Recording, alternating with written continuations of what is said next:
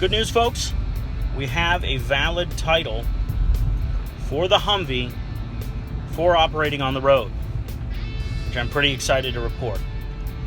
We read through a lot of documents. I even created another video explaining the entire process by which you make the Humvee legal for the road and get an on-road title.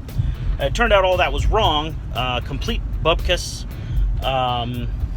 worth nothing. So it turns out when I called the Highway Patrol to schedule my inspection of the vehicle to ensure that it had each of the components that they wanted, the gentleman at the Highway Patrol garage, who was a civilian, not a trooper, was incredibly gruff and rude, and basically went on a tirade explaining to me that it is not possible to make an off-road vehicle into an on-road vehicle, that there will be no circumstances under which his garage would ever issue the paperwork for that to happen, that it can't be done for motorcycles either.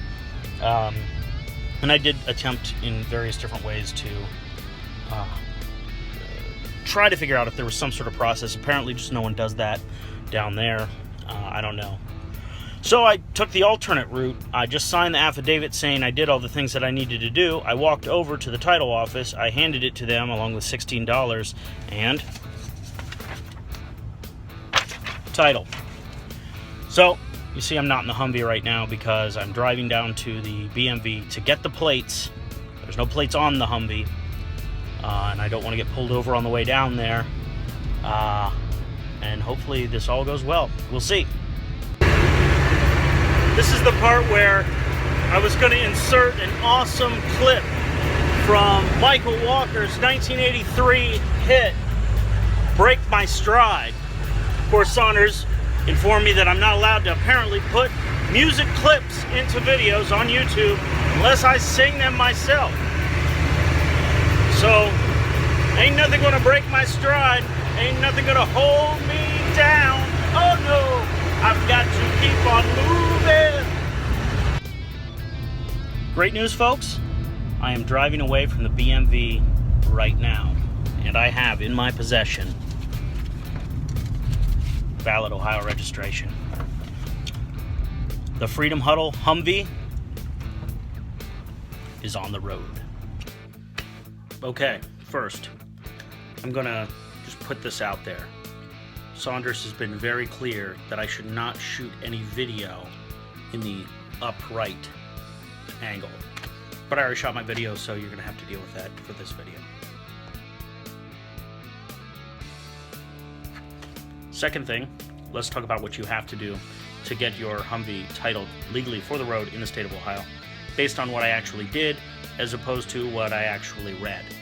What I actually did was I filled out an affidavit right here, stating that I have a vehicle that complies with the Ohio Revised Code, that it has all of these requirements. And I took it over to the title office, had the affidavit signed, paid them $16, and they changed the body code on my title from AT, which is all-terrain, to PT, which is pickup truck, handed it back to me. I then went to the BMV, presented them with my title, and paid them the registration fee, and I have a pickup truck. It was pretty straightforward. Kind of frustrated that instead of actually just doing this process, I actually went in depth, making sure that the Humvee complied with all the actual rules, which you're signing an affidavit, so you need to make sure that it's a truthful affidavit. But I thought that I was going to have to have the vehicle inspected and go through all this other process and called down to the Highway Patrol. Apparently you don't have to do any of that, so that's great news. And that's if you title the vehicle when you get it transferred to you as an off-road vehicle, as compared and contrasted if you attempted to do it as a salvage title, which some people have done. If you do it as a salvage title, you have to take it to that Highway Patrol garage, and I cannot express to you the degree of certainty with which it was stated to me that the Highway Patrol garage would never consider signing off on a surplus Humvee being road legal.